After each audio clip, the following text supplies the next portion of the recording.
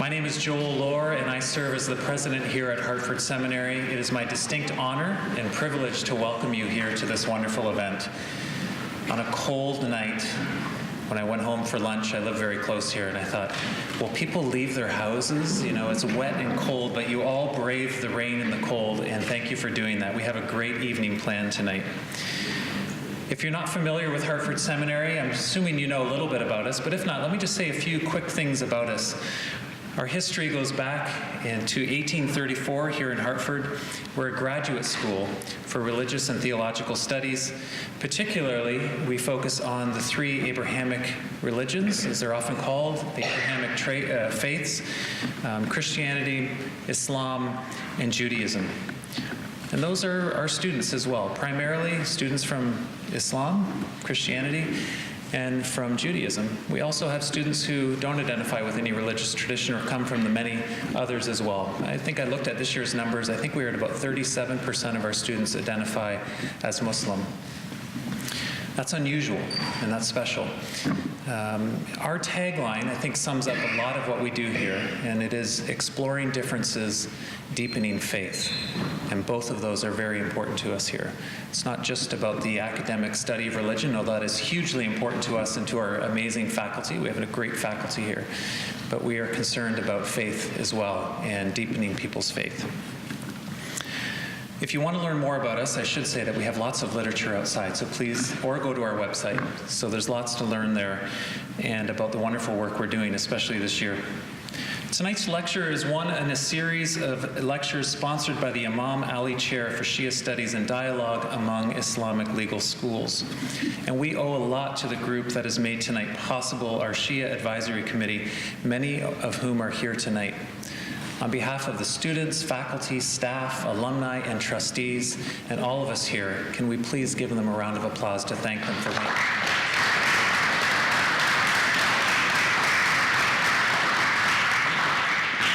I'd like to introduce our speaker, our esteemed speaker. Dr. Karim Douglas Crow was born in Beirut, Lebanon, and educated in the United States, Beirut, Cairo, and Montreal. He currently serves the Council for Religious Values and Philosophy as Scholar Coordinator on the Islamic Thought and Muslim Modernity. Dr. Crow earned his PhD and MA in Islamic Studies at the Institute of Islamic Studies at McGill University in Montreal, Canada, my hometown. Well, home country, I guess. His BA was earned in Philosophy and Religion from the American University in Beirut. Dr. Crow taught Arabic language and literature, as well as courses on Islamic religion and thought for 27 years at both undergraduate and graduate levels in the United States, Singapore, and Malaysia. He served on the faculties of Columbia University, New York University, Fordham University, the University of Virginia, and the University of Maryland. Dr. Crow is an authority on Islamic rationality, Shia Islam, the Sunni-Shi'i schism. His other interests are Muslim peace studies and metaphysics. His numerous academic articles and book chapters examine Islamic reason and ethics, Muslim consumption, Islamic peace, and the Sunni-Shi'i schism.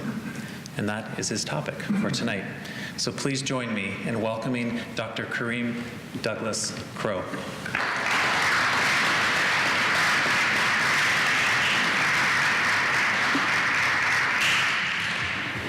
Bismihi tabaraka wa ta'ala, in his name, blessed and exalted. I'm very happy to be here.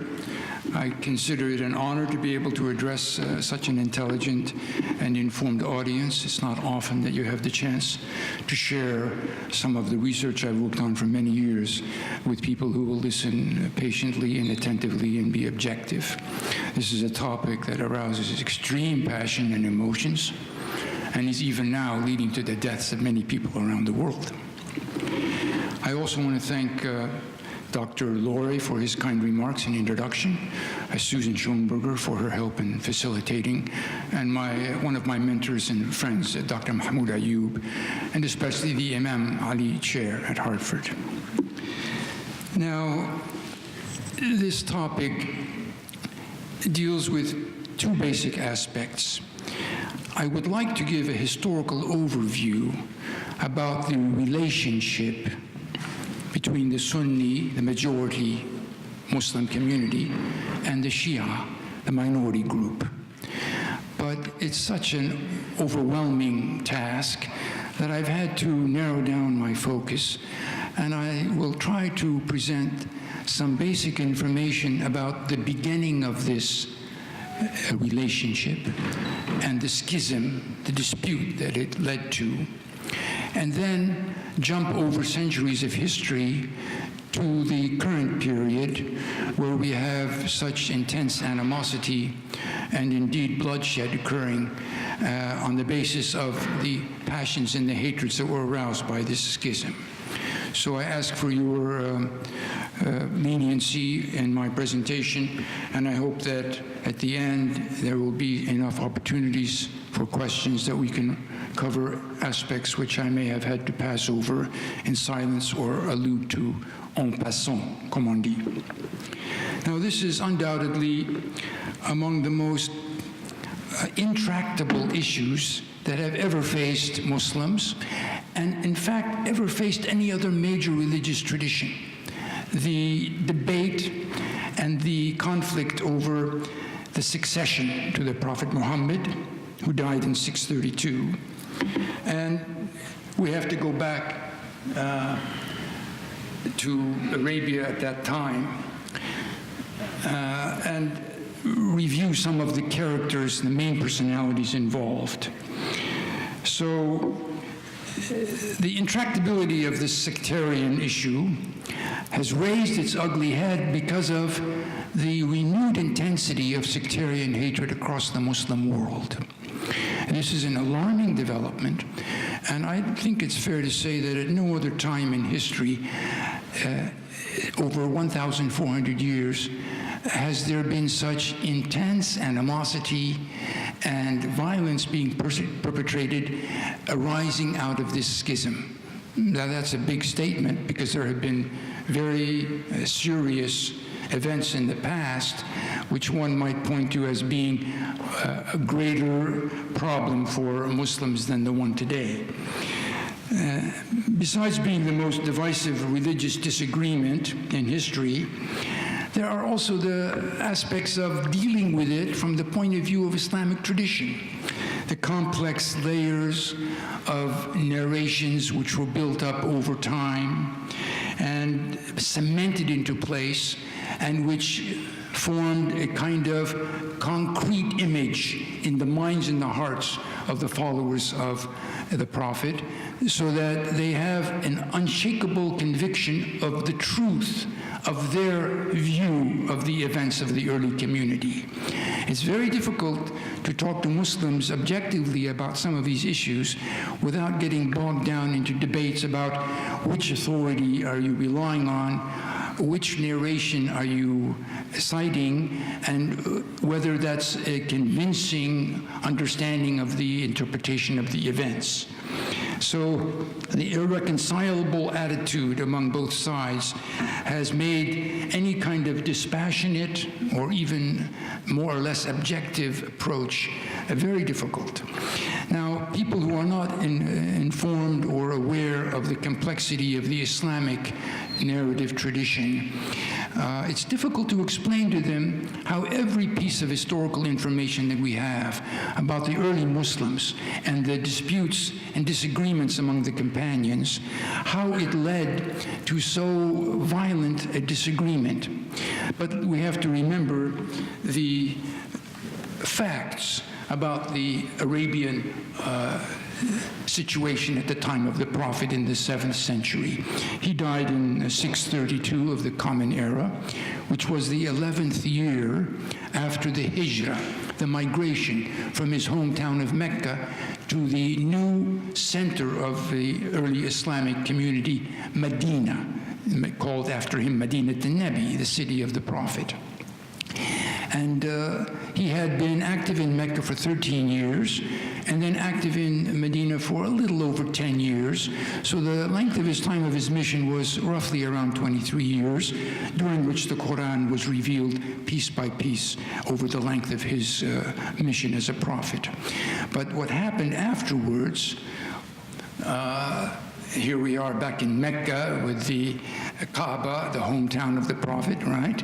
And beyond it, we can see the new tower built by the Saudi government. It's a shopping center with many fancy luxury shops and theaters in it. And this is now the reality facing Muslims who make the pilgrimage, the Hajj, to Mecca, the commercialization, so to speak, of the situation. And we want to approach this issue. I'm afraid I have to look over my shoulder to find out where I am, which is something that Muslims have argued over for 1,400 years, the status of the companions of the Prophet. Because the basis for this schism deals with evaluating and assessing the motives and the acts of the most important men who were close to the Prophet Muhammad, the ashab, the companions.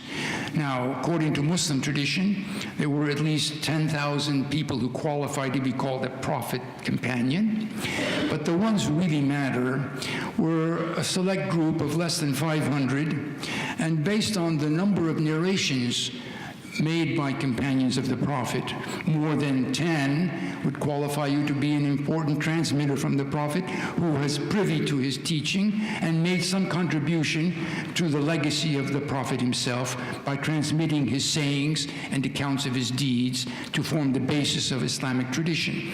But among them, we can narrow them down to less than 100 men, and even to a select group of 30 men who were really close to the Prophet, because the number of transmissions that they narrated reporting his deeds and his teachings were higher than the other group. So if you really want to talk about the companions, you have to narrow it down to a select group of men who served the Prophet side by side with him for many years, who were involved in his migration from his hometown Mecca to Medina, and who fought in the battles during the course of his career in Medina and supported his cause, even sacrificing their lives or the lives of family members until Islam was securely established as a viable polity at the time of his death in the year 11 of the Hijrah, 632 of the Common Era.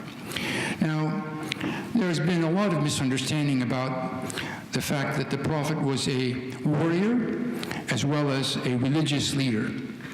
But let's remember that until the first time the Muslims were permitted by God through revelation in the Quran to use a combative means of defense or military means to defend their faith was 15 years after the beginning of the Prophet's mission. He securely established a viable community of followers in the neighboring city of Medina, outside of his hometown Mecca, which had rejected his message, had persecuted his followers, and had expelled him after attempting to assassinate him. Only after 15 years was he permitted by God, I'm using the Muslim way of talking, God revealed in the Quran to him that you can take up arms in defense of your faith. That tells us something about the Prophet. He established a viable polity by peaceful means without violence. People should remember that when they accuse Muslims of being prone to violence and aggression. On the other hand, once he had established his polity in Medina, he defended it through military combat. That's true, because it was something that was worthy of being defended against the onslaught of aggression and hostility from his old enemies in Mecca. Let's also remember that the Prophet was a Meccan. He was a member of the tribe of Quraysh. The word Quraysh in Arabic means rich man, merchant. We have in Egypt today a coin called qirsh from the same root. It's the smallest unit of currency, right? The Meccans were famous as traders, and their shrine city of Mecca contained the Kaaba temple, which we just saw an image of.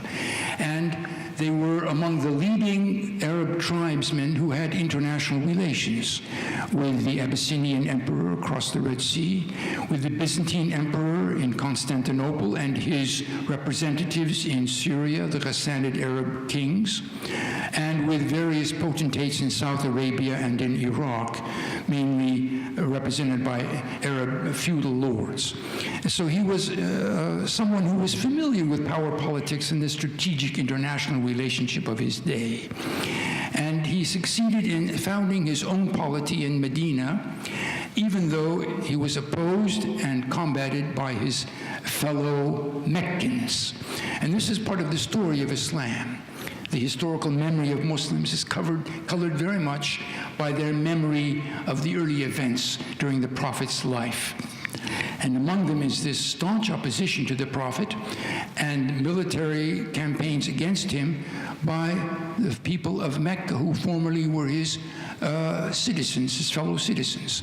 They resisted changing their idolatrous religion, and the Kaaba was the center of their idol cult, and accepting his guidance as a prophet sent in the same way that earlier prophets had been sent, from Noah to Moses to Jesus to Muhammad.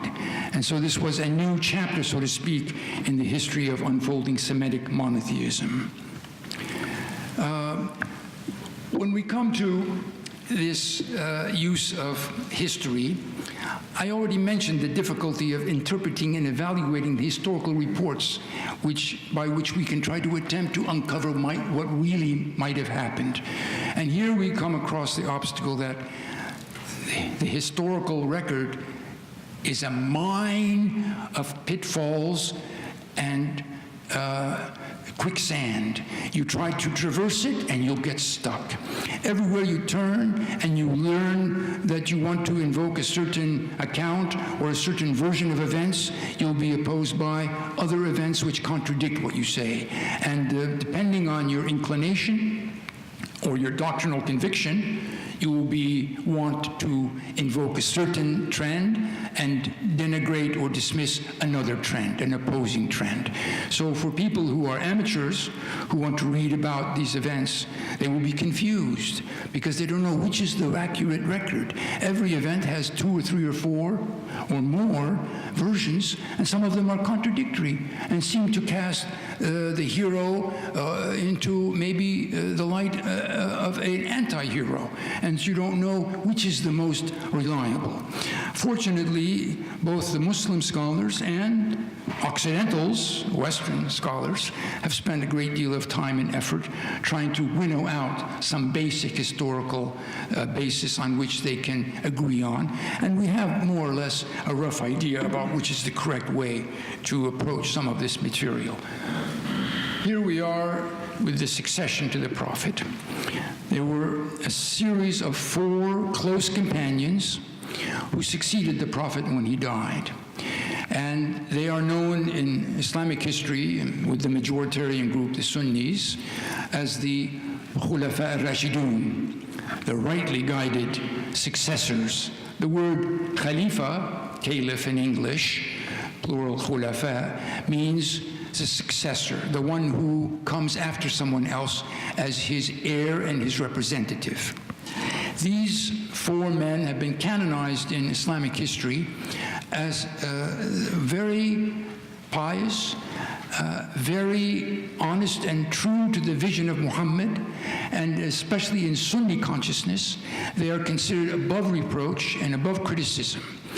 For anyone to bring facts out about their conduct and their motives, which is not flattering and positive, is considered by most Sunni Muslims as a negative feature and will be condemned.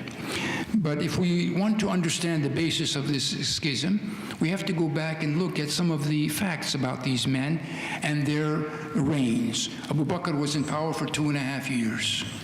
During his time, there was a revolt against the authority of the new Medina center by Arab tribesmen in the east and the south of Medina, who threw off their yoke to the Medina center, although they claimed that they still were Muslim and would practice the Islamic faith and make the Islamic declaration of conviction, but they didn't want to pay tax to Abu Bakr, whom they considered someone whose authority they didn't recognize. Their allegiance was to Muhammad. So Abu Bakr fought the wars of apostasy, which were very severe and very bloody, but he succeeded in getting the Arab tribes to agree to recognize the authority of the new Medina center, which had now grown from a small polity into the makings of a state. In fact, the nerve center of a new empire called the Muslim Empire. He died of poison. And again, this is not something that most Muslims would agree on, but I am convinced of the truth of this through reading certain accounts of his death, which are irreproachable, mainly Sunni sources. And he was succeeded by Omar, who was a very strong character and was in place for 10 years. Omar conducted a series of remarkable military campaigns from his center in Medina, which brought an end to the Iranian empire of the Shah in the east and severely retreated the reach of the Byzantine Empire to the north and the west. The Byzantines had control of much of North Africa and of Palestine, Syria, but they were pushed back to the Anatolian mountains by the advance of the Muslim forces under Omar. He conquered Jerusalem and Damascus. Under him, a major city in Iran, Qadisiyah, was taken. The Iranian Shah fled and abandoned his empire to the Muslims, and the road lay open all the way to the east to the borders of India and Central Asia. It was a remarkable accomplishment. And he died by assassination. A disgruntled non-Arab Persian mawla or client who did business in Medina thought that his claim of grievance had been dismissed by Omar unjustly, and he struck him a deadly blow with a dagger in the mosque. On his deathbed, Omar set up what is called the Shura, the Council for Consultation, and he elected 6 people, close companions of the Prophet, that they would meet and decide who was to replace Omar. Omar himself had been simply nominated and put in place by Abu Bakr without any voting or selection. And the selection of Abu Bakr is another issue we'll have to come back to in a little while. This selection group of 6 men, only 5, one of them was away on business, met and decided to put Uthman as the next leader of the community and the head of this new empire. Uthman was in power for 13 years. Although he was an elderly man when he was given that post, he lived longer than most people expected. But then, because of his malfeasance and his economic policy, which was considered not in accord with the example of the Prophet and with the example set by his first 2 predecessors, Abu Bakr and Omar, namely his nepotism and his corruption. And here I have to speak openly. This is something that many Sunnis would not accept, that Uthman was corrupt, because they would say that the accusation against him was trumped up by disgruntled forces who were not truly Muslim and didn't have the best interests of Islam at heart. But all the Muslim historians agree on this, that he put his relatives into positions of power and authority as heads of the territories in Yemen, in Iraq, in Syria, in North Africa, and that the people felt that their conduct was not above reproach. And so, after many complaints and delegations coming to him and complaining and making demands, which he refused to meet until the very last minute, there was a falling out, and several groups of Muslims converged from Egypt and later from Kufa and lower Iraq, and they besieged him in his palace, a rather grand affair he had built, 3 stories high, made out of chiseled stone with balconies, which is itself a departure from the lifestyle of the earlier Muslims under the Prophet, and he was killed. This was the first time that there was a revolt which led to the death of the leader in Islam. And until then, there had been an absolute rule that Muslims would never shed the blood of another Muslim. And this was something, violating that rule was something new for the Muslims. But once that rule was broken, it became easier to perpetrate that kind of dissension. So Uthman was killed under troubled circumstances, and Ali, the younger man who had been passed over in the shura, the consultation or election of Uthman, finally assumed office. He was the first cousin, and son-in-law of the Prophet. He was married to the Prophet's daughter, Fatima, his only surviving child. And he was from the same clan as the Prophet, he being the cousin. And furthermore, he was considered very close to the Prophet because he helped and assisted the Prophet in many ways, and he was deemed to be very knowledgeable in the Quran and in the prophetic practice and rulings. Nevertheless, it didn't mean that everyone supported him. And we'll see why there was dissension and disagreement among them over whether Ali was the right person to rule the community.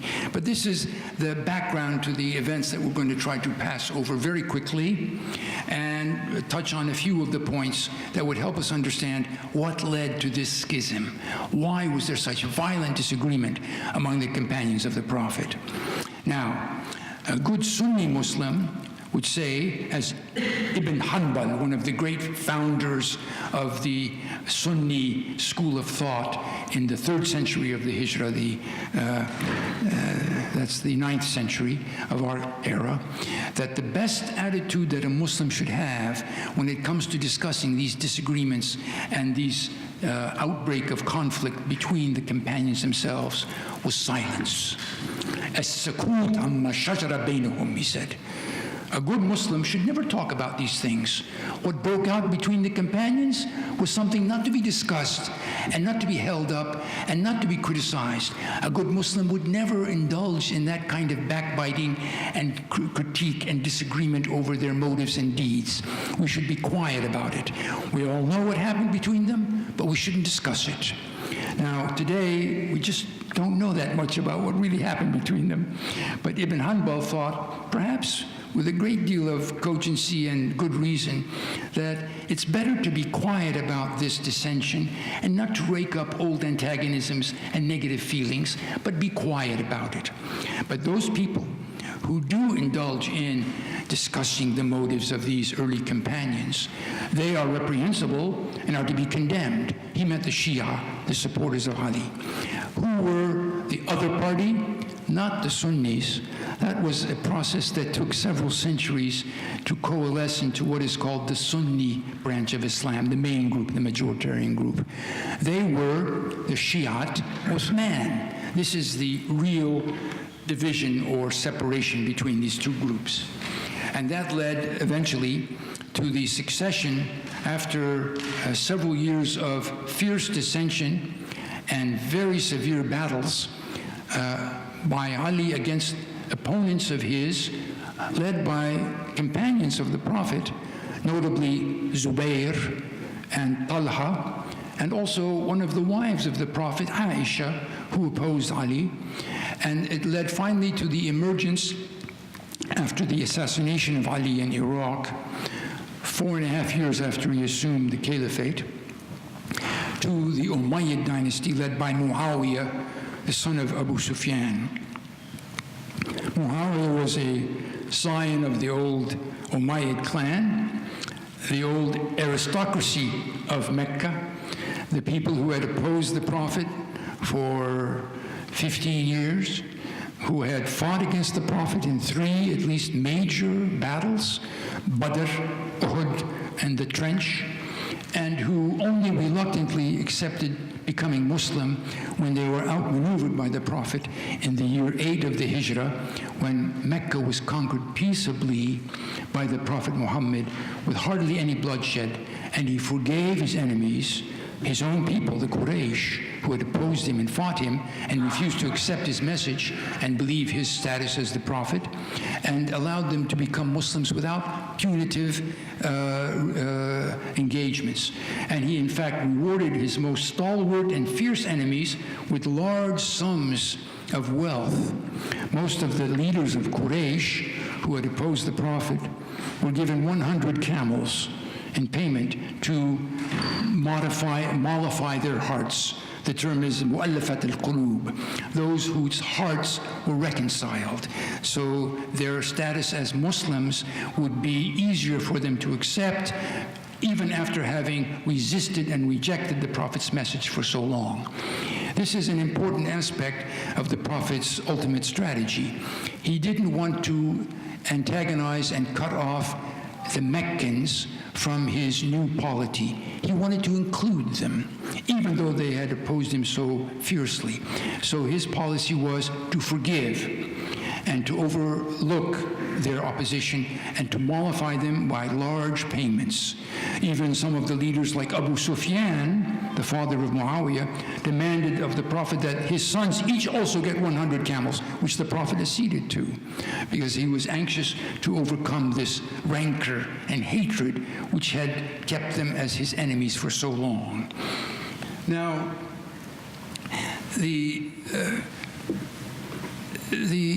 reign of the Umayyads, which lasted for almost 90 years, based in Damascus, is usually called by the Islamic historians as a mulk, a kingdom. They don't use the word khilafa, caliph, to refer to the Umayyad rulers. They recognize that the Umayyads were more like worldly kings who ruled with power and force, but in the name of Islam. Although the Umayyads themselves preferred people to call them Khalifa and use the phrase Amir al-Mu'mineen, commander of the believers, of the faithful, which was the preferred title for the caliph in the early period.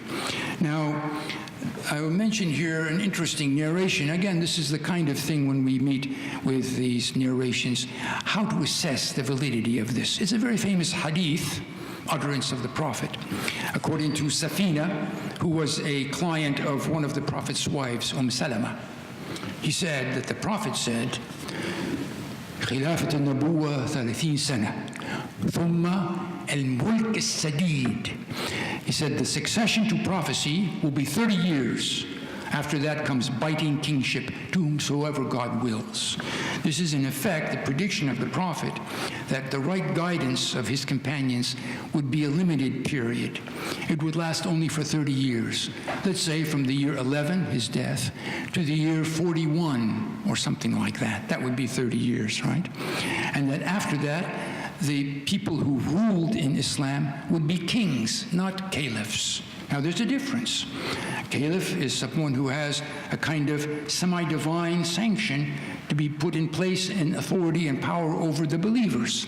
But a king is someone who achieves his power and authority by force or by similar means. And so this is itself a recognition on the part of Muslim historians and people who meditated upon the course of events that the change in rulership to the Umayyad dynasty was a step away from the original vision that the Prophet had put in place. Did Safina really hear this from the wife of the Prophet? It's very curious. When we carefully measure the actual time, years and months, of the rule of those first four caliphs, from Abu Bakr, Umar, Uthman, and then Ali, we come up with almost exactly 29 years and 6 months. But if we add the successor to Ali for 6 months, his son Hassan, who then, in the interests of avoiding bloodshed, capitulated and ceded the rule to Muawiyah, we have almost exactly 30 years. So it seems to confirm that, of course, the Prophet knew everything in advance and had accurately predicted the history of his own community.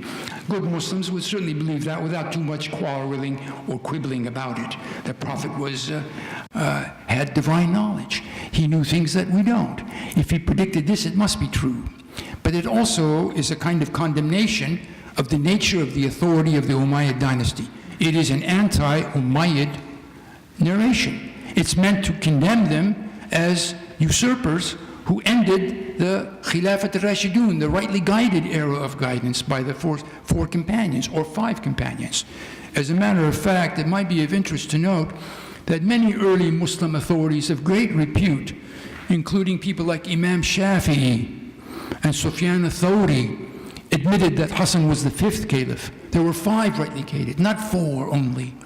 Or they recognized that maybe there was a 5th caliph who was rightly guided, was Umar ibn Abdul Aziz, the so-called good or pious Umayyad caliph, who ruled for about 2.5 years before he was poisoned by his relatives and removed because he tried to reform the Umayyad dynasty and bring back more proper policies in place, especially fiscal and social policies. Nevertheless, most Muslim hadith critics would dismiss this as a forged hadith whose intent is obvious. It's meant to denigrate the Umayyads' authority and their validity as rulers, and yet it has an appeal because it seems so accurate. 30 years, amazing, if you include Hassan, of course. So we can leave the debate over this hadith, which went on for centuries. People like Ibn Khaldun dismissed it outright as a forgery, as an obvious forgery. But there were other people, like Ibn Hanbal, who accepted it as true because it seemed to be confirmed by the historical record. Now, we have to go back to the early period and remind ourselves what the official Umayyad policy was concerning the early period. They said there were only 3 rightly guided caliphs. There was a period, an interim of civil discord, they called it fitna, sedition, when there was an attempt to challenge the rule of right guidance. Well, Uthman, the rightly guided caliph, was killed unjustly by rebels, and there was a period of fighting and wars, and some years later Muawiyah came to power and established the right rule again, and therefore the Umayyad dynasty claimed to succeed the rightly guided caliphs as valid and authoritative rulers for the Muslims. So there was a doctrine of what we call in Arabic tathlith, a triad. 3 good caliphs, a period of civil war. They don't mention, but they mean Ali, who was a rebel and who upset the community through his wars of bloodshed and dissension. And finally, peace and stability was restored with Muawiyah. It's a very clean-cut event. But this doctrine lasted for the length of the Umayyad dynasty, almost 100 years, and in fact persisted among many Muslim authorities well into the early 3rd century. And it took a long time for the Muslim authorities, the mainstream Sunni Muslim authorities, to admit that Ali might have been a pious caliph and should be admitted along with the other 3 as the 4th of the 4 rightly guided caliphs. Right? That took about 200 years before it was accepted as sound doctrine by most Sunni Muslims. I'm not talking about the Shia, that's another issue. They never accepted the validity of Muawiyah and the Umayyad dynasty, and they raised serious questions about the authenticity and authority of the first 3 caliphs before Ali, and we'll get to that. So you can begin to see some of the difficulties when it comes to discussing these issues. This 4 caliph doctrine itself is an interesting historical development. The study of it has been neglected even by Western scholars. There were many well-known authorities who were highly respected who held the position of what is called tawaqquf, neutrality. They didn't want to decide about this. Who was correct? Was Ali really one of the rightly guided ones? Because for over 100 years they had been told that he wasn't, that he was a renegade and a person who rebelled against the divinely appointed ruler of the community. Furthermore, the Umayyads stressed very much that their caliph was to be obeyed, ta'a. Obedience to the divinely placed ruler was a plank of their party. And people who rebelled against the caliph or disagreed with his authority were considered heretics and rebels. And they had to be treated with firm force and put down with as much force as necessary. For example, the Prophet's grandson, Hussein, the younger brother of Hassan, the son of Ali, who had abdicated to Muawiyah to prevent bloodshed. He was, after the death of Muawiyah in the year 60, he wanted to test the waters, and he had received invitations from people in Iraq, many of them former followers of his father Ali, They said, come to us and lead us in revolt against the Umayyad dynasty and establish the right rule of your father Ali and the companions. And he was outmaneuvered by the governor of Iraq, Ziyad, Ubaydullah ibn Ziyad, and he was killed along with all of his close followers, about 70 of them. And he had with him in his company his children and his wives. His wives were spared, but it was a very grisly scene. Several thousand seasoned military warriors surrounded a group of mostly civilian people and killed them without mercy. And then the head of Hussein was carried to Damascus to be presented at the feet of the then caliph Yazid, the son of Muawiyah. Said, your enemy, the one who revolted against your rule and refused to obey you, is now at your feet as a slain person. And it is said, and of course many of the details here could have been colored by a dramatic presentation of events, Hussein took his staff and poked it into the eye of the head and stuck it into the mouth, and someone yelled out, "Don't do that! I saw the Prophet kiss those lips." This is the kind of drama that was being acted out, and yet people had to accept the reality that rebellion against the Umayyad caliphs was a serious matter that would be met with death. And if not death, then obedience through whip and sword and or bribery. The Umayyads were rather ruthless in ensuring that their power would not be challenged. So we go back to the issue of the actual succession. I'm going to try to be brief here, but it's a complex issue. I can only touch on a few things. What was the reality at the time of the death of the Prophet? And why did Abu Bakr emerge as the successor? He was certainly a very close and important follower of the Prophet. In the Sunni tradition, he's represented as the right-hand man, without whom the Prophet couldn't have done anything. Furthermore, his daughter, Aisha, was one of the wives of the Prophet. According to the mainstream account, and I think also according to Western scholars, because some of the details have to be filled in, they're not explicitly mentioned, but an objective overall assessment of the historical reality would have to mention them. The reality was that the nascent Islamic polity in Medina was a fledgling affair. Its authority was not certain at all. Just a little over 2 years before the death of the Prophet, the enemy position, Mecca, had been conquered peacefully, and the Meccans had given their cooperation and their allegiance to the Prophet. But their allegiance to Islam was still questioned by many people, especially the people of Medina, the so-called Ansar, the helpers of the Prophet, who constituted the largest group of Muslims, who had fought the most in succeeding Muslim combat, and who had sacrificed most in the wars in terms of Muslim casualties. They were not certain that the people of Medina, whom they had fought and opposed bitterly in several major military engagements, were really sincere about being Muslim.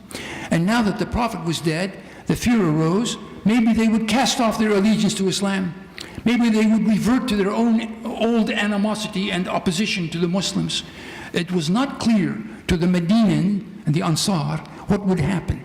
So they felt that it might be best for them to assert their own leader, and they had nominated one of their main tribal leaders. His name was Sa'd ibn Ubadah. And they said, you should be the head of us, the Medinan Ansar, at least for the time being until we know what's going to happen. And then a group of 3 or 4 of the Quraysh followers of Muhammad, the immigrants, the so-called Muhajirun, the ones who immigrated from Mecca and accompanied the Prophet to Medina and established themselves there, a group of only about 70 men and women. They were a small group compared to the numbers of the Ansar. They came to this meeting. It's a famous meeting in the Saqifa Bani Sa'da. It's a porch or veranda of the Ansar in Medina, where the Ansar had assembled to put their candidate forward. The 3 men who are named in this connection are Abu Bakr, Umar, and Abu Ubaidah ibn al-Jarrah. And they broke into the meeting, and they saw that the Ansar had more or less agreed that Sa'd will be the leader. And they said, wait a minute, hold it. And they argued with the Ansar, saying, you can't do this. The Arabs, said Abu Bakr, will not obey anyone except he be from Quraysh. And he said very strongly, Al-A'imma min Quraysh. The leaders are from Quraysh, he said. And this was something that had to be argued over, and perhaps there was good reason for Abu Bakr's statement. We'll see that in a moment. The other factor to take into account was, besides the fear that the Meccans would renounce their allegiance to Islam, were the troop movements of the Byzantine forces north of the Medina center. Now, there had already been 3 campaigns by the Prophet in the last 2.5 years of his life, including the disaster at Mu'tah, when there was a major defeat for the Muslim forces, and several others that had tested the Byzantine frontier defenses. The Byzantines were a formidable empire and had a seasoned military force of imperial troops. They also had important Arab allies, tribal allies, in what is now Syria and Palestine, the Ghassanids, or the Jafnid dynasty. They were imperial allies and were treated as phylarchs. They were given a robe and a crown by the Byzantine emperor, and these people were rather taken with themselves as being important. Later on, the Muslims had to turn them from being Christianized Arabs, supporters of the Byzantine Empire, into Muslim Arabs and supporters of the new Medina center. So this was an issue. What would happen to the north? Maybe the Byzantines would mount a campaign if they heard that the Prophet was dead. Why not? They had already suffered some incursions by Muslim forces, and they were aware that a new power center had emerged in the peninsula, and it was motivated by religious affiliation to this man, Muhammad, and the Emperor Heraclius, a famous emperor who had defeated the Persians and brought the true cross back to Jerusalem, and himself made a pilgrimage on foot to present it back to the shrine of the Nativity in Jerusalem. He was a very sincere leader. He had been given reports by his spies. He said, what are the Muslims like? He said, warriors by day and monks by night. They spend their time praying, but during the day they fight very well. This was considered a major threat. The Byzantines knew very well the military capability of tribes. They used militarized tribes in their own campaigns. So this was another issue. Furthermore, there was the issue of the allegiance of the Arabs tribes in East and South Arabia who had been freshly Islamized or admitted into Islam. And in fact, that fear came to reality under the first 2 years of Abu Bakr's reign, when there was the general apostasy, when many Arab tribes threw off their allegiance to the Medina center and had to be fought in order to pay their taxes back to the Medina center. So these were the issues that Abu Bakr may have been uppermost in his mind. The best way to ensure the loyalty of the Meccans and the fealty of the other tribes was to put a Quraysh person in charge. The old Meccan aristocracy would accept a Qurayshi leader more than someone from the Medinan center, the Ansar, whom they had fought and who had killed maybe many of their sons and their brothers or their fathers in battle. It was difficult to accept them as leader. And Abu Bakr warned the Ansar, you are not the person to lead the community. This would make problems for us. And there's no doubt that Abu Bakr was astute in understanding the situation. Then we have to also understand the internal fault lines among the Muslims. This split between the Ansar and the Muhajirun historically was probably a more important feature than Muslim tradition would care to admit, especially the majoritarian tradition, the Sunni tradition. They would like to portray all the companions as heroically cooperating together in the wonderful new community of the Muslim polity, which had been built up with great struggle and effort by the Prophet and his supporters. And therefore, the idea that there could be rivalry or tension between them is something that's unpalatable for them to accept or to talk about. But clear indications exist in the historical sources that point to there was some issue. For example, the leader of the Ansar who had been nominated to succeed the Prophet, Sa'd ibn Ubadah, never gave his allegiance to Abu Bakr, nor to Umar afterwards. Though it becomes clear that there was a section of the Ansar in Medina who never went along with Abu Bakr and withheld recognition of him as the leader. And Sa'd had an out disagreement with Omar and was banished from Medina, and he went north and took refuge in the area of Bosra, which is now in the Hawran in southern Syria, above the Golan Heights, a center of Arab culture and civilization for many years. And there he was assassinated, not clear by whom. According to some traditions, which are not Shiite traditions, but by Sunni authorities, one of the main companions of the Prophet who supported Umar and Abu Bakr went and executed him personally to remove this threat to the authority of the new caliphs in Medina. This is a possibility, historical possibility. So we have this issue. There was also the feeling that the Quraysh, even some of the Muhajirun, may not have been in the best position to implement the plan, the ideals, the values of the Prophet Muhammad. Maybe some of them were better known for their own self-interest. But this is an issue that's hotly debated, the motives of the companions. So we have this issue also related to the Prophet's cousin and son-in-law, who was married to his daughter and who had two sons who were beloved by the Prophet and treated by the Prophet as his own sons, Hassan and Hussein. We already know that Hassan died of poison after he had capitulated to Muawiyah, and that Hussein was killed in a failed revolt shortly afterwards.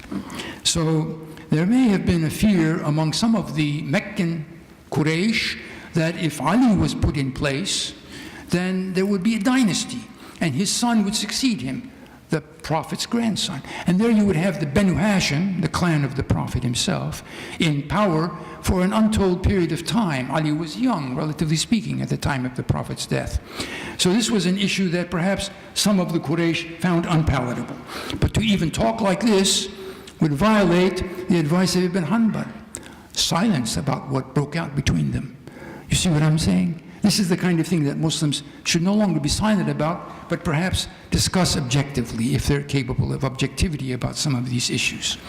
So now, when we ask what Abu Bakr meant, the leaders are from Quraysh, and he put out clearly a program in his short span as the leader that the senior positions in this new polity established by the Prophet would be the experienced and capable administrative and military leaders drawn from the ranks of the old Meccan aristocracy, the Quraysh, who had been stalwart enemies of the Prophet and had finally been brought into the folds of Islam and whose hearts had been reconciled, quote unquote, right?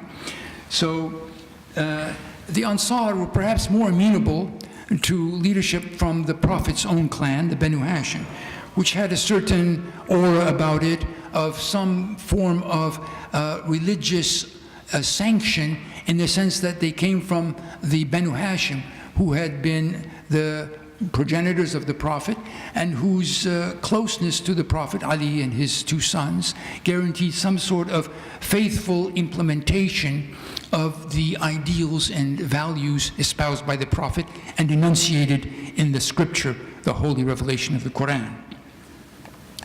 So we have to review the situation which led to the emergence of the old Meccan aristocracy. Under Abu Bakr, it was a short period, but it was clear that even in the last year or two of the Prophet's life, he had awarded important positions of military leadership and tax collection to members of the Quraysh who had been formerly his opponents. Under Abu Bakr and Umar, this policy was expanded. And by the time of Umar's demise, almost all the major command positions in the empire, the leadership of the major armed campaigns and the tax collecting posts and the administration of the new territories, was in the hands of the Quraysh of Mecca. Well, that was actually the intent of Abu Bakr. The leadership should be from Quraysh. Quraysh are the best equipped and best prepared to be the leaders of this new polity called Islam. And they're ready to step in and fill these posts. Now, the question became with Uthman. The leadership of Uthman was riddled with accusations of favoritism and nepotism, and many of the people that he put in position who were his close blood relatives behaved in a way that was quite upsetting to the Muslims. For example, the governor in Kufa came into the mosque one morning dead drunk, and then vomited as he performed his prayers, and forgot how many prostrations he had made and asked people whether he should do more or not. This kind of behavior was not something that went down well with people. There are other incidents, we won't dwell on them, but this is the kind of thing that Muslim memory recounts and dwells on when it tries to explain why people felt animosity towards Uthman and why they were led to the point of rebelling against him and finally besieging him and killing him in his palace. So the fact is that the old enemies of the Prophet, the leadership of the Meccan oligarchy, who had been pagans until the conquest of Mecca in 8, became in charge of Islam and were controlling most of the territories. And Muawiyah, who was from the same clan, the Umayyad clan of Quraysh, sealed that and ensured the rule of Umayyad Quraysh, the old Meccan aristocracy, if you will, for almost a century. This is the reality of the political succession to the Prophet. And you can see why it raised serious doubts and questions among many Muslims. When Umar also relied on these same people, he tried to counteract and balance them by putting several senior companions in important leadership positions in the military conquests. For example, he himself accepted the surrender of the city of Jerusalem in person. They came to a sulh, a peaceful treaty, that they would not oppose and fight, but they would surrender the keys of the city to the Muslims under condition that they paid the poll tax and that the lives and property of the inhabitants of Jerusalem would be safeguarded. Omar went in person to accept that. It was a very big event. But the city of Damascus also came to terms with the Muslim armies led by Abu Ubaidah, one of the 3 people who had joined the meeting after the death of the Prophet, in which Abu Bakr was elected, remember? And he accepted also the capitulation of the Christian community in Damascus. The Patriarch of Damascus came to an agreement with him. And there were a number of other important conquests which were done peacefully. Other conquests were done militarily. So there was a difference in the Islamic new administration. Territories that were brought into the fold of Islamic power through treaty and capitulation were treated very well. And other territories that opposed and didn't understand the Islamic demands but were forced to acquiesce through military campaigns were treated as booty. And the men and the women and children were sometimes enslaved and sold. And then you have the issue of the territories being milked for their profits. So we have the emergence, therefore, after the time of Ali and the wars that he conducted against Muawiyah but failed to ensure, before his own assassination, his own succession, of the emergence of 2 parties. The people who supported Uthman and who said that his rule was just and that he was wrongly killed, and that the policies that were in place that at the time of Uthman were the right ones and should be continued, namely the Umayyads. And the people who remembered Ali's rule, who had fought and implemented a period when people were treated impartially and equally. No one Muslim got more of a pension or payment than another. And this has to do with the idea that Sunnat Umar, the policy of Umar, was itself a ethnically based policy in which the Arab Muslims were given a privileged position over the non-Arab Muslims. And those were the converts, the Aramean peasantry, the Syrian peasantry, the Iranian citizens who were conquered by Muslims, the Copts in Egypt, etc., that entered into the fold of Islam, who then decided to convert and become Muslim based on the appeal of the Islamic revelation and the ideals enunciated in the Quran and the Sunnah of the Prophet, but who found that they were treated as second-class citizens because they weren't Arab. And Omar had favored the Arabs and made them the main, so to speak, ruling class. So you have this situation where the separation of prophetic guidance through the rightly guided caliphs, and the implementation of worldly guidance through the caliphate, the Umayyad rulers, became set in place. And this is one of the reasons why people like Omar didn't want Ali to be considered as a candidate.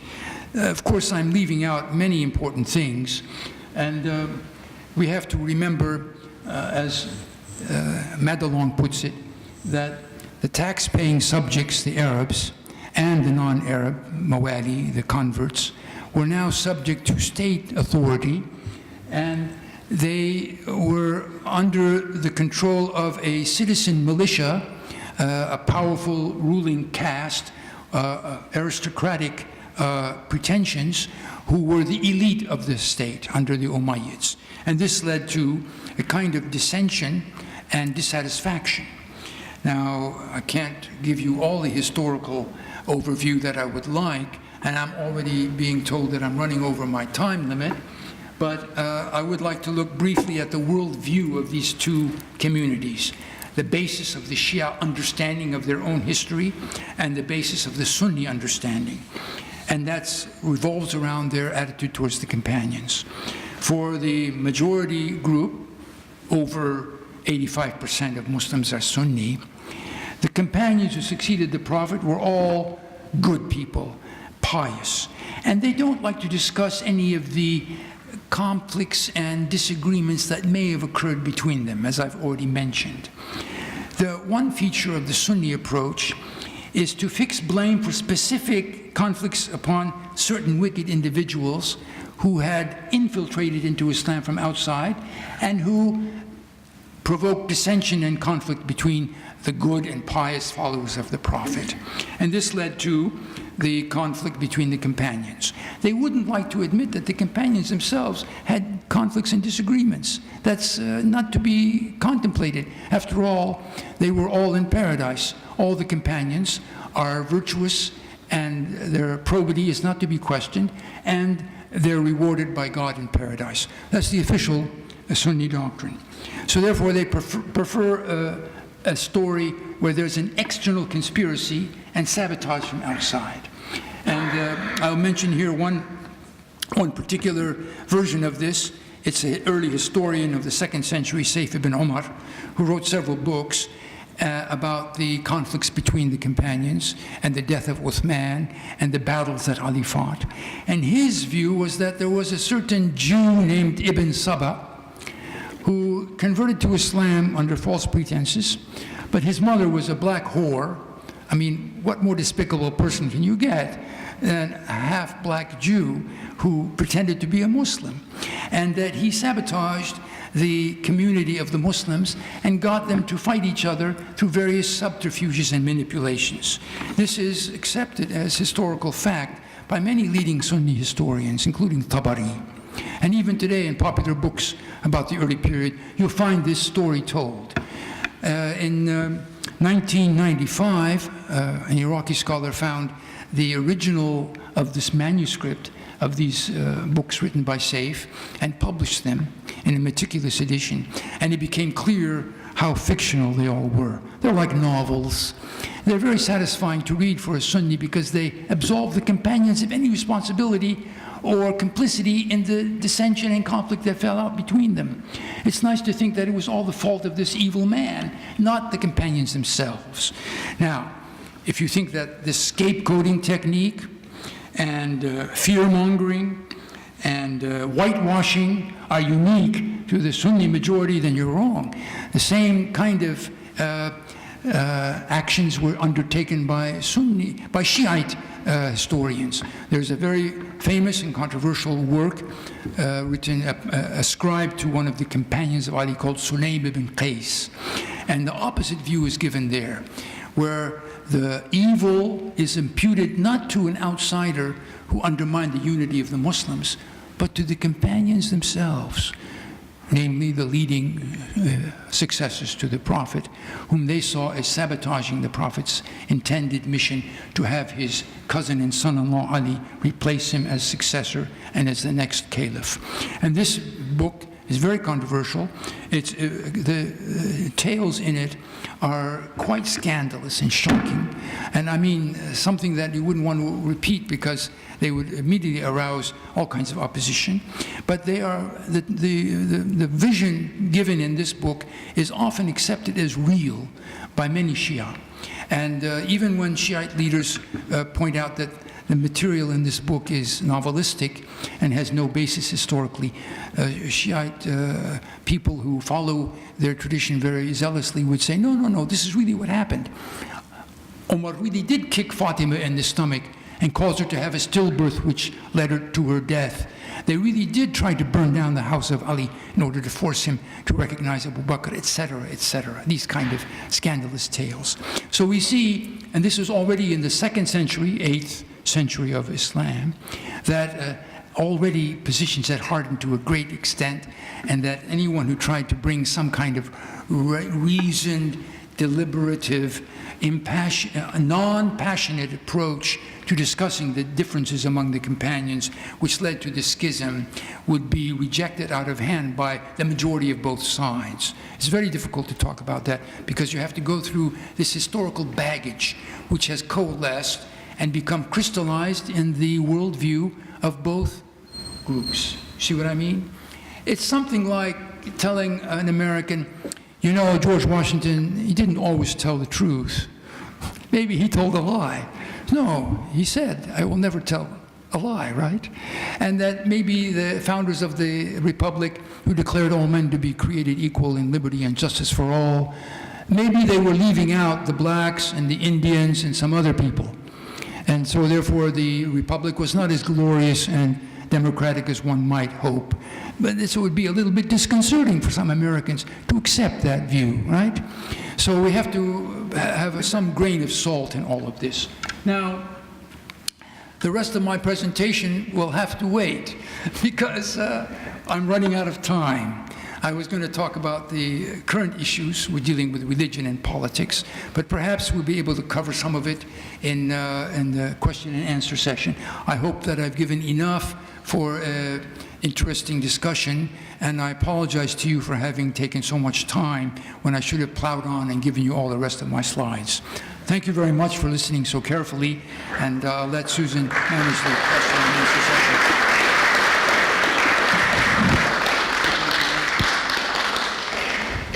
Thank you so much, Dr. Crow. What a fascinating presentation. So I'm going to moderate some questions, and I would ask you to use the microphone so that everyone can hear your question. And please keep it a question, more a question than a statement, if at all possible. Thank you.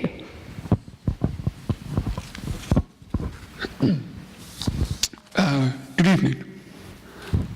How are you?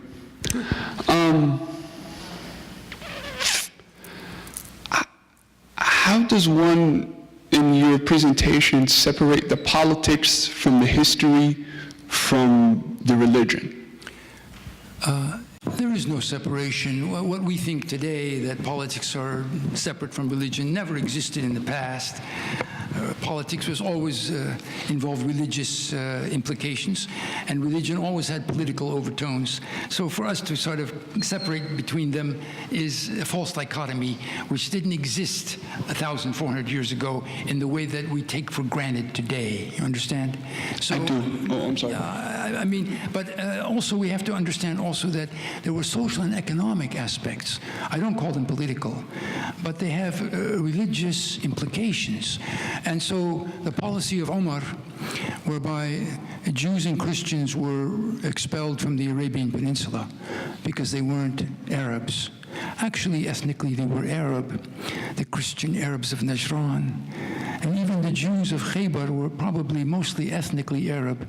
They had assimilated with Arabs over many centuries and had become rooted in Arabia. They were Arab Jews, right? Just like they were Arab Christians. But according to Umar, Arab meant Muslim from then on. And therefore, the Prophet, who had made a deal with the Christians in Najran, which is a major Christian center in North Yemen, and a deal with the Jewish agriculturalists of the very important agricultural settlement of Khaybar, which according to some estimates harbored 10,000 inhabitants, and where the Jews produced most of the foodstuffs for the Arabian Peninsula. They were very productive, and also they were great armorers. They made the spearheads and the shields and the swords and the chainmail shirts that were used by the warriors. So they were very lucrative too. And this was conquered by the Prophet in the year 7 of the Hijrah, and he allowed them to remain on their land. He said, the land is ours, the Muslims, but we won't dislodge you.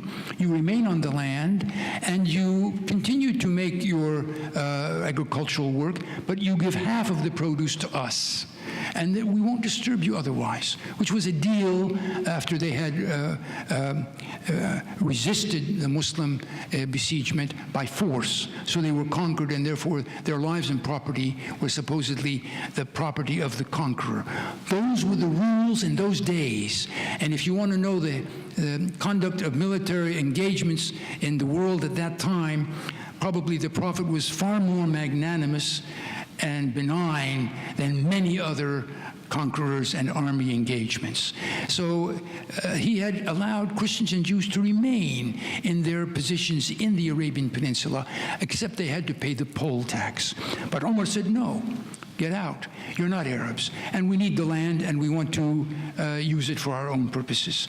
And then came this policy where people were judged according to their service to Islam and their priority to the Muslim cause, and were paid accordingly, according to the pension or payroll system that Umar had instigated, called the Diwan. And this set up a social hierarchy. The top were the Quraysh. Then came the rest of the Arabs, including the Ansar, the Medinans, and the close companions. Many of them were included in those two categories. They got the most amount as a yearly pension, 5,000 dirhams, 6,000 dirhams. Then came people who joined the cause of Islam later, and then finally after the death of the Prophet, and finally those who were not Arabs, because the Arab tribesmen, they flocked to the cause of Islam in the last year of the Prophet's life and afterwards. And so you had this system whereby the non-Arabs were told, now that you're a Muslim, you have to go to the back of the mosque. You don't sit in the front rows. Those are for the Arabs. You are not given the same share in the booty of the wars of conquest, which is one of the main motivators for people to join the wars of conquest, was the booty they could garner from that kind of military activity. And then you're not allowed to marry an Arab. If you're a non-Arab man who's a Muslim, Arab women are not part of your marriage engagement. And finally, you're not allowed to lead any important military or administrative position. Those are reserved only for the Arabs. That was the policy put into place by Umar and adhered to by the Umayyads, which led to the general dissatisfaction of the non-Arab population, which had grown to be perhaps a majority, and their memory that Ali's policy was different and that he made no separation between Arab and non-Arab as long as they were believing Muslims. And that led to the rise of the Shia, who revered the memory of Ali and his policy during his short rule, and elaborated a rather magnified and distorted image of Ali as a sort of superhero who would right all the wrongs. And they had an apocalyptic view of history, which expected the return of the Redeemer in a messianic apocalyptic fashion, and that would be the Mahdi.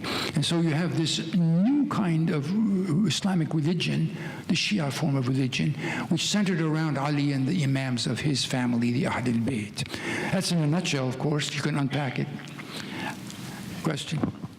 I think Dr. Ayub wanted to say something. I only want to ask my dear friend to be brief, more more brief in his answers so that there would be a chance for more discussion. Thank you for reminding me. I'll try to be brief. I don't know how we figure out the far past, because I don't think we figured out what happened in '87 during the Hajj. I'd like to know your opinion on what happened in Mecca. 400 or 500 people were killed. Hartford Courant would not say how they died when the story was reported in the U.S. Which year are you referring to? 87. 1987? Yeah. There was apparently, I mean, I've heard from a CIA agent, former CIA agent, that there was automatic weapons fire by Saudi security forces that killed the Shia. And there were... During the Hajj? Yeah, in '87. So I'd like to know, what do you think of... We don't know what happened in '87 very well in this country. What's your opinion on what happened in '87? And particularly, where do you see the United States foreign policy in gaining its objectives by playing the Sunni Shia holy war? Where do you think is the United States fomenting war between the two groups, or is it in the United States' interest to try to make peace? Well, this was part of my second part of my presentation. First of all, I'm not clear about what happened in '87, and there's conflicting versions of it. You have a person who was there. Maybe they would like to respond to the question. Okay, you can ask him. There was deaths of a large group of Iranian pilgrims, yes. Whether they were trodden underfoot in a stampede, which does happen sometimes, or whether they were shot by Saudi security forces, I'm not in a position to say. Just that one should be cautious about accepting one version of these events. Secondly, about U.S. foreign policy, this is a complicated issue. There has been a dramatic swing in U.S. policy towards the Israeli position and an anti-Iranian position, and also towards the Saudi goal of isolating Iran and supporting the Sunni majority countries in a position where they would be able to confront Iranian ambitions and sway and authority in the Middle East. But let's remember that the American administration previously played an important role in encouraging the re-emergence of the Shia politically. They took out Saddam Hussein, and they helped usher in indirectly a Shiite majority rule in Baghdad, which is a Shiite majority country, of course. And they also are now involved in Syria to some extent, which is not clear. And they would like the Israelis to expel Iranian influence from Syria as if that was possible. It's been entrenched now for several decades, and even from the time of the 80s, there have been cooperation between the Assad regime and the Iranian Republic. Their revolution happened in 1980, if you recall. So the idea that America can somehow help the situation in the Middle East by being so blatantly one-sided is not feasible. Also, their support for the Saudi campaign in Yemen through military intelligence and spotting for airstrikes is questionable. Whether it constitutes a war crime or not, there are some people who say it does, and that's a very big issue for many people. The treatment of the Iranian image as warmongers and terrorists is very overblown and an inflated aspect of U.S. rhetoric in the Middle East. But I've already gone over my brief and short answer. Question? Yes. Thank you so much for your insightful thoughts. Just had a question. Do you have any specific advice for both Sunnis and Shias in terms of how they should maybe reassess the way they present their theology or historical facts? I do. We have to be dispassionate about ourselves. We don't want to repeat and recycle old calumnies and charges. We want to be able to be more objectively critical about ourselves and the tradition that we were raised in, whether you're a Sunni or a Shia. And so I would say that there has to be a more dispassionate and objective review of the early Islamic period. Most Muslims are generally ignorant about many of the details that I mentioned. They would be shocked and disagree with me violently about my characterization, which I believe is objective and impartial, but I may be disputed by someone else. For example, Omar's policy, the consequences that it led to. I think that Omar laid the seeds for the eventual emergence of the Shia as a major religio-political faction. Religio-political, he can't divorce the two, right? But that he didn't think about it in that way. From his point of view, he was trying to deal with the situation in his own day when huge amounts of booty were streaming into Medina.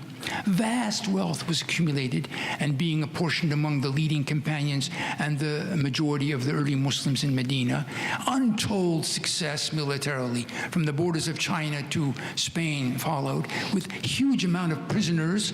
People had as many woman slaves as they could handle, and that kind of thing. And so this led to a new lifestyle. And the lifestyle of the companions, the remaining companions during Uthman's era, and then under the early Umayyad period, was remarkably different from the frugal and meager type of lifestyle that the Prophet and some of his other companions would uphold as a model. And this has had negative consequences for the history of early Islam.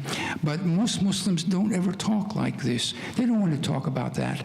And for them, it is a mark of the great ascendancy and conquest and God's providential blessing that the Muslims spread to the ends of the earth and bring everyone into this last great revelation and guidance from the prophetic line that Muhammad represented. And they don't talk about the downside of it, whether it was in fact implementing a view of egalitarian equality of resources, whether there was some disparity in the social situation between the non-Arab and the Arab. For them, that's not an issue, right? They don't think like that, and they go back to that early period.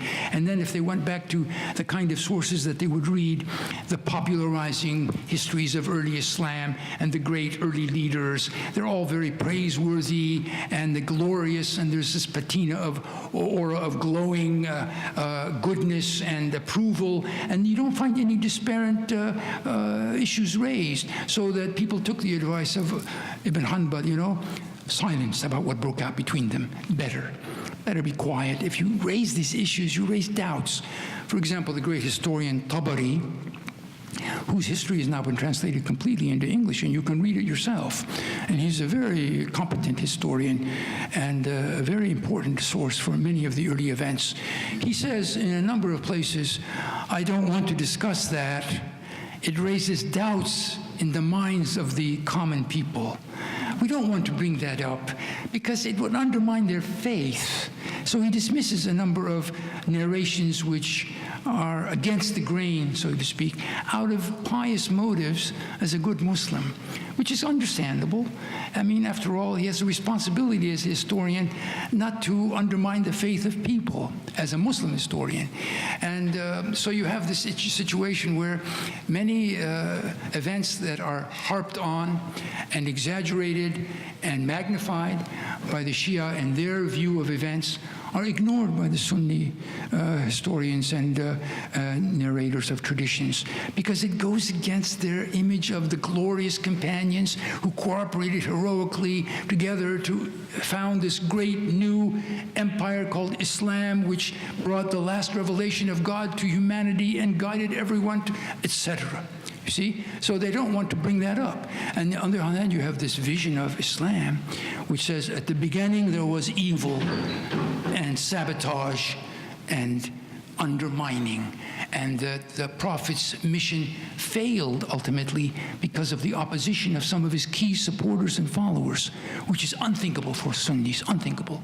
And whether to say that the Shiites are all correct and all the details that they offer about their vision of what happened is also something untenable if you understand carefully the issues involved in transmission of narrations, the sources, their probity, and what weight to give to them.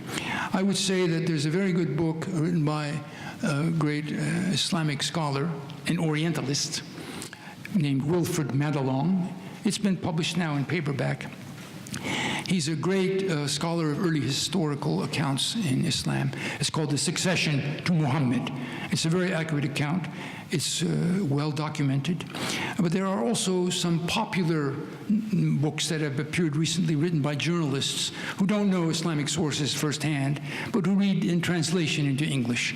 Therefore, they can look at Tabari's history, which already I mentioned has certain flaws in it, because Tabari accepted the view of history by Saif ibn Umar, which was a whitewash, if you recall. I said it's a whitewash, and it's a scapegoating technique. Very popular polemic techniques to safeguard the faith of your own side and to deflect the suspicions and doubts raised by your opponents, as you can point to some evil person who is all responsible and deflect blame from the companions themselves. That's a typical and tried technique of polemics, especially with the Sunni polemics, and vice versa with the Shiite polemics, who would like to blame everything on some key companions who undermined the Prophet's intent by keeping Ali out of power, etc. So these are the issues. They involve some difficult decisions on the part of Muslims who want to be objective about their own faith. Eventually, a more egalitarian system was put in place once the revolution of the Abbasid caliphs, who belonged to the family of the Prophet, the uncle of the Prophet, Banu Hashim. And they put an end to the Umayyad tyranny, if you will, quote unquote, and they installed themselves and put the center of their empire in Iraq, where Ali had been active, if you recall.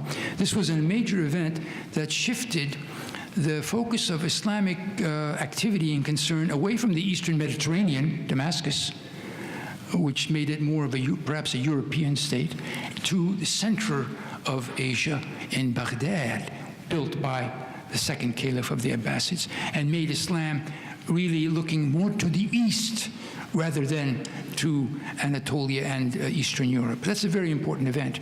And they did that in the name of the Prophet's family. But then it turned out that they were champions of the Sunni version of Islamic history, and they renounced their connection to the Shia of Ali, and they persecuted the followers of Ali's view of Islam. So it becomes complicated. And I think that since Islam is such a big factor in political and geostrategic issues today, that is something that we can't ignore, and we shouldn't let evangelical preachers tell us who the Muslims are. I mean, we have to take it upon ourselves to be a little bit more objective and acquaint ourselves with some of the facts and realities of Muslims, and also to be willing to criticize Muslims who would like us to accept their view of things, right? Say, but what about that? You don't talk about this issue, right? I mean, why did the Muslims feel that they had to kill Hussein, the grandson of the Prophet? What was at issue there? After all, they should have revered him as the beloved grandson of their Prophet, whom they loved and supposedly followed. What a strange coincidence, or strange turn of events, that within 30 years of the death of the Prophet, the Muslims were involved in internecine, intra-Muslim wars that killed tens of thousands of people.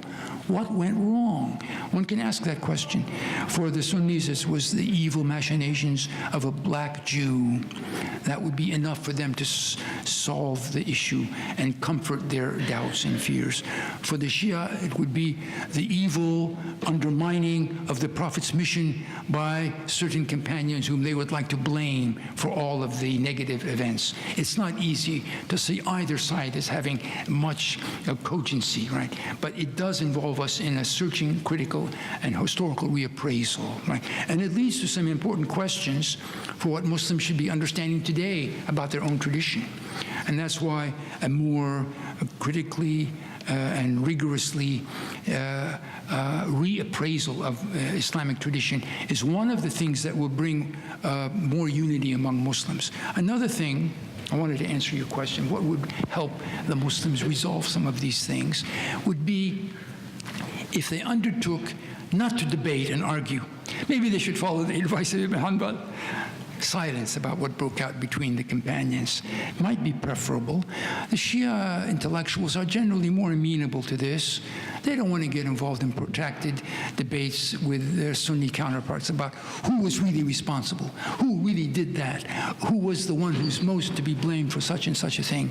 But rather they would say, look, whatever happened in the past, our reality is today. We have to cooperate. We have to work together to have a better communal life. We want security in our neighborhood. We want the garbage to be picked up. We want things to work well. So let's not argue and debate about this and kill each other over it. Of course, they're a minority, and so they're not in the position to dictate, but, unless they're the majority, for example, in Iran. I don't want to talk about how Sunnis are treated in Iran. They're not in the most enviable position, but nevertheless, the fact is that generally, the Shia are the minority in most countries, with some exceptions. Iraq is another one. By the way, the fact that Iran is now an Islamic republic led by a Shiite leader, the supreme leader, Khamenei, and there's only about 85% of Muslims in Iran are Shiite. There's a large Sunni minority there too, especially among the Kurds and the Baluchis and other tribal groups, the Turkomans. And now with the fall of Saddam Hussein, Iraq, which is a very important country also in terms of oil production, is a majority Shiite country. Lebanon, most people don't see it as a majority Shiite country, but I'm convinced it is. The Shiites are, at the very least, 45% of the population. Hezbollah is a very powerful group.